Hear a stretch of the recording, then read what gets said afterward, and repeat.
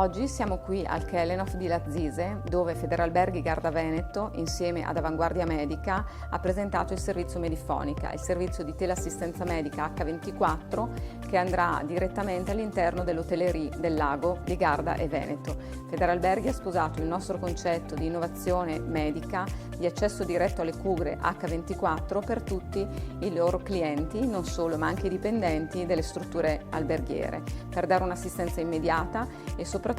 anche per dare un valore al territorio. L'obiettivo è non solo accrescere i servizi all'interno dell'hotellerie, ma soprattutto dare un valore al territorio, dove andremo a decongestionare sicuramente gli ospedali, i presidi ospedalieri per gli accessi impropri, dove oggi l'80% sono accessi impropri. Il servizio è un servizio di teleassistenza medica dove risponde direttamente il medico in pochi minuti